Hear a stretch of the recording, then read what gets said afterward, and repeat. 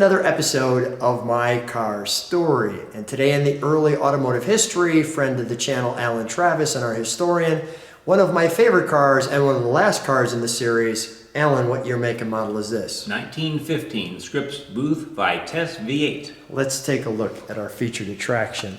So right off the bat, you can see this was a, what do you call this, a prototype car at the time? Yep, prototype, something they were going to make in 1916 or so. So as we look at Vitesse V8, what does that mean? It means speed and V8. The V8 is pretty impressive, and of course this came from Detroit, Scripps Booth, so that's cool. And I got a great wing on the front of that, as you can see there with the word standard. Go ahead, show me that. That opens up and you can kind of see down in there. All right, we'll close that. So show me something interesting here on the suspension I see. The suspension has got friction shocks, so as you move the front end back and forth, this binds its motion or slows its motion. To make it tighter, you simply turn it tighter or looser, and then you have some sort of a shock. Got it, okay. And then I'm guessing over here, what is that right there? That's just a grease oiler. Okay. So a greaser. Got it. And if we come over to the side, I want to show this car from the side. We'll go all the way back and take a look at this one. That's beautiful. Alan, this looks exactly like my Pinewood Derby car that was a winning car in the Pinewood Derby. It was this car. Not green though, it was blue. But tell me what this bugle is. What do we got on this horn? That's an original Klaxon electric horn. Very nice. And here, tell me about our braking system. This is a bronze trunnion in the center of the car. So the rear brakes has one cable that goes side to side, and the emergency brake has one cable that goes from side to side. Let me show how that works. So if, just before you squeeze it, if we look at it this way and we squeeze it, go ahead. You can see that clamp down. You can hear it clamp down. And it breaks just like that. And there's another one of our shocks. While we're on this side, let's open up the engine compartment, shall we? Oh, that's just great looking. Let me just take that in for a second. Oh, that's good. One of the things you'll notice is you saw V8 on the front, so let's just make sure we got that. We've got 2 and 2, and of course the same on the other side. But notice on the exhaust you have 3. That's interesting. Speaking of interesting, Alan, tell us about how the water goes through this along with the carburation. Okay, the water comes from the engine to the radiator, but what you're going to look at and see is the water also goes to the intake manifold, giving you the impression it runs on water. Wow. But as it is, there's chambers inside here for the intake manifold fumes and flow for the carburetor, and there's passageways for water.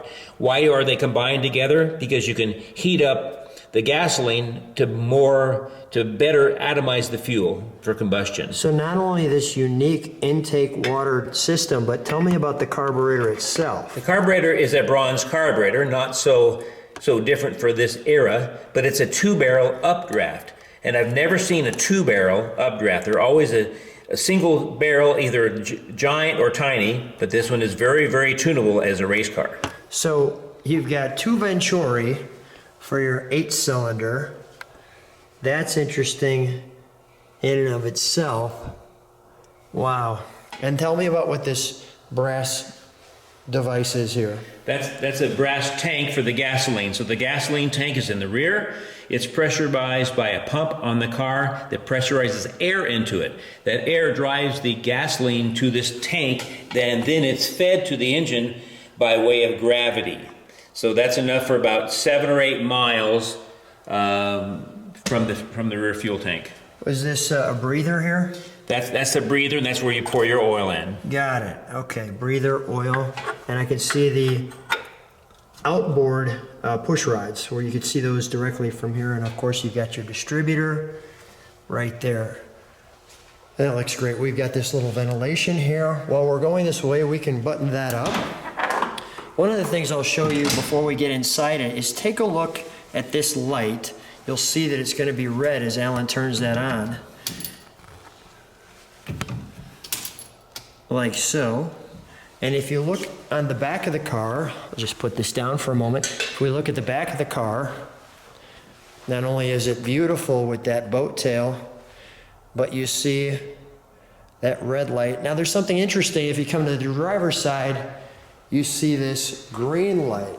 Okay, we've seen that before if you're watching the series.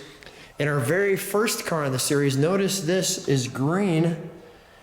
Right, do that one more time, please. Thank you. Notice that's green on the top. And if we come to this side, you can see that that's red.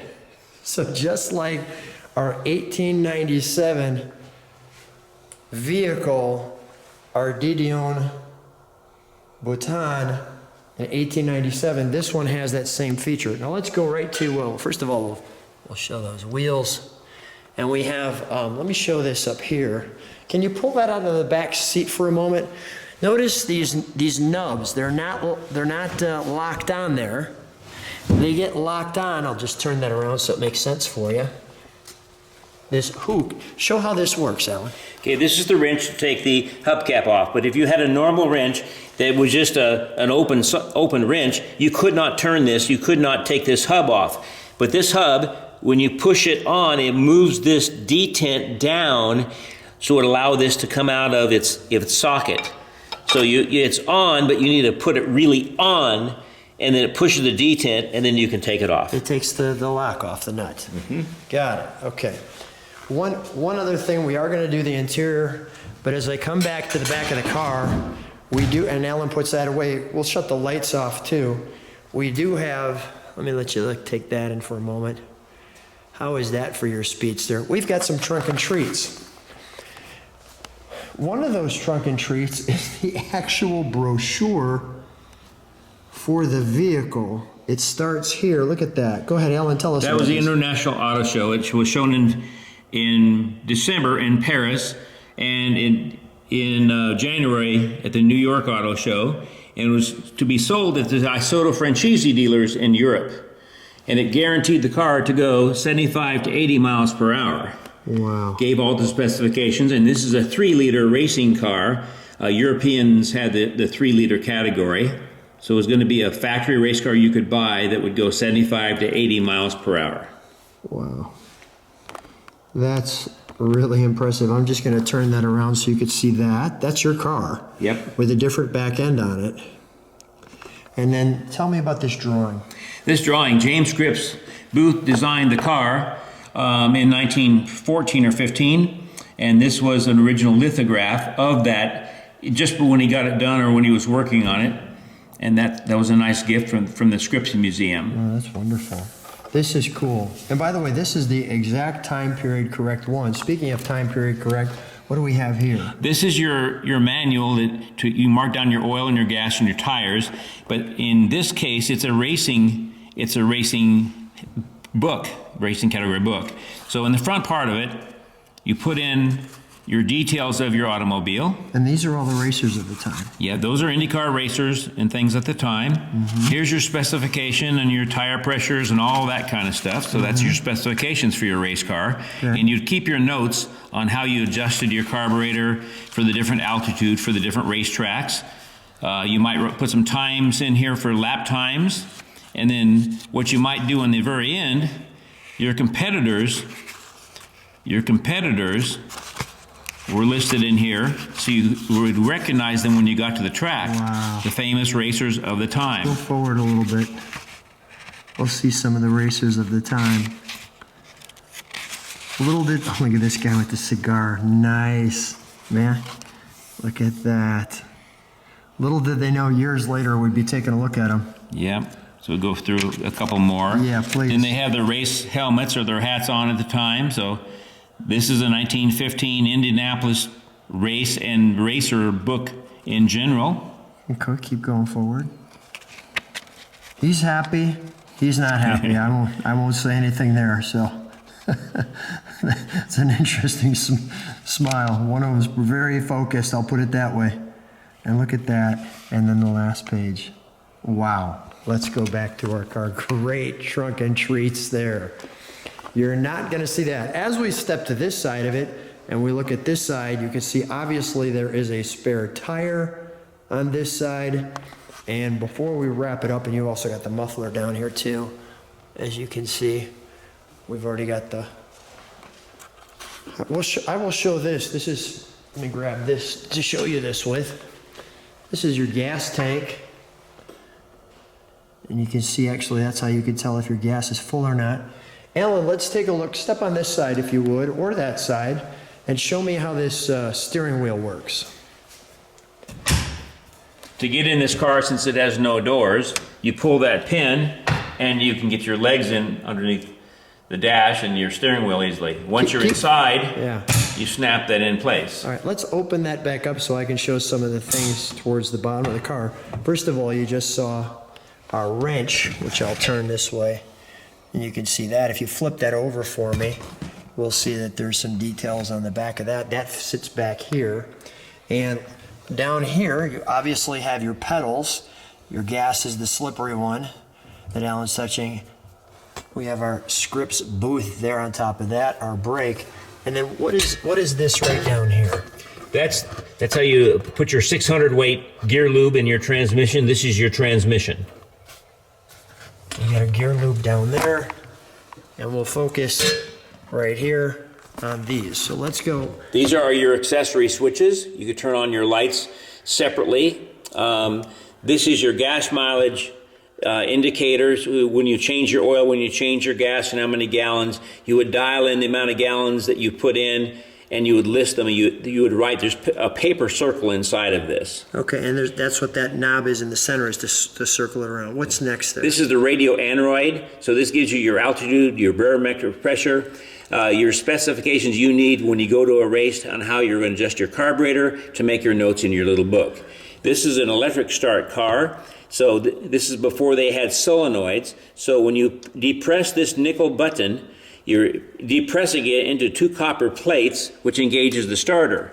Oh yeah, okay. And then here's our ignition. What's this one up top? That's the oil pressure gauge, and you might see that the numbers are pretty low. Halfway is 10 pounds, and all the way over is 20 pounds. Well, these cars didn't take much pressure because they didn't have very good seals. So at idle, you're 5 pounds, and when you're going down the road, you have 15 or 20. What's this one right here? This is your gradiometer, which is a pretty elaborate, it's basically an instrument. I'm right here. Okay, that's oil pressure. Okay. Right here, gradiometer. This is the gradiometer.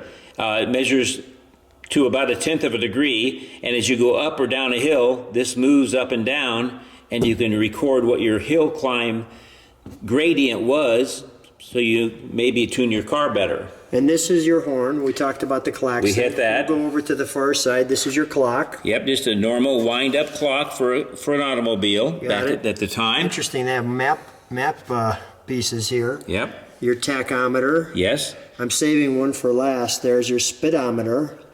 Overall and trip. Got it. How do you change the trip? Oh, the little knob on the side right there. Wind it there. Now this one I want people to think about. Starter strangler. So think about that. It took me a second before Alan told me.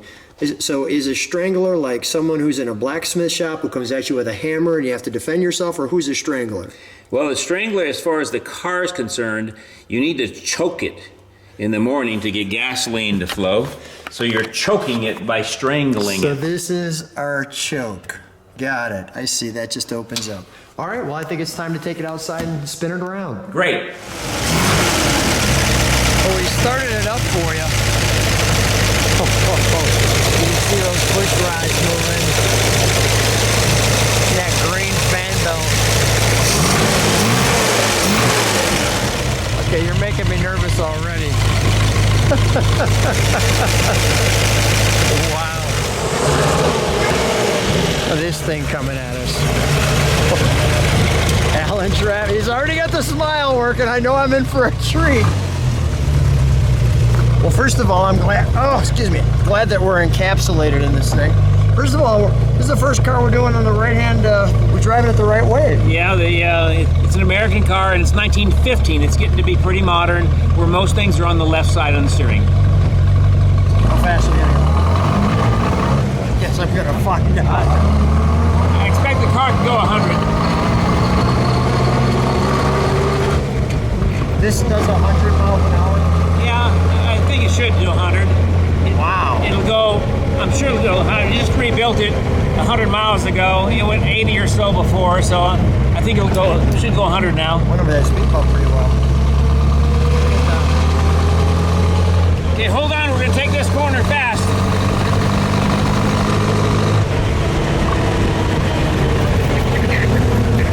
Jeez.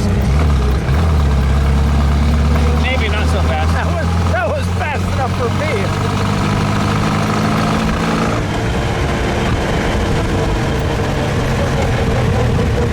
Those flying wings on the hood ornament.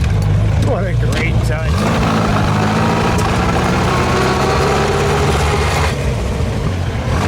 It's still cold. It seems like it's running pretty well with me. No, it's running fine, but it's colder than it wants to be. Yikes! Ah! Some more G-force than driving a new Corvette. Alan likes when he terrorizes me. This is his foot. You can see his smile. This is his footest part. Look at that. The mountains in the background.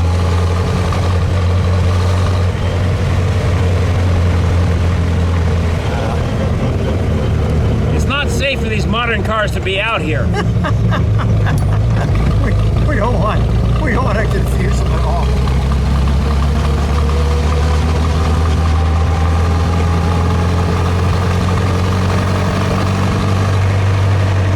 That's correct. That's the lane in this curve.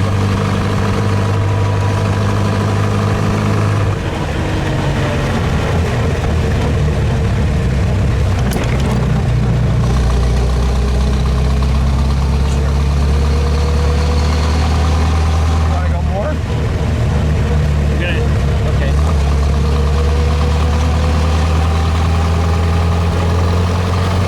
I can see he wasn't satisfied terrorizing me yet, so we're going around more.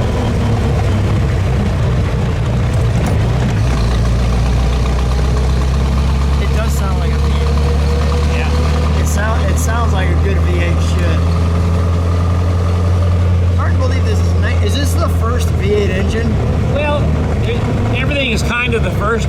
This is going to be what's going to be a production car. This was a marine racing engine for boats. Yeah. There was a Drac made a V8 in 1906. Didio and Butone made V8s in 1907. There's a Coyote. Yeah, I saw that. So it's a very early American production V8, that's for sure. So the engine was designed in 1912 or 13, and it's Faro, F-E-R-R-O, made them in racing slumps. So this was to go in a 40-foot boat. Wow. That's a big boat. This one engine Yeah. is going to go in a 40-foot boat. What's the weight on this?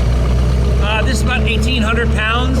It's 700 or 800 pounds more than the Bugatti, but this is in the Bugatti class a little bit more crude, but they make up for crude by having a V8 engine.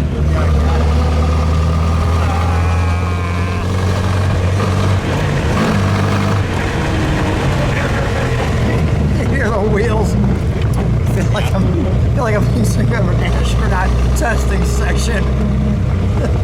Well, we can spin it sideways pretty easy. We're not gonna spin it sideways.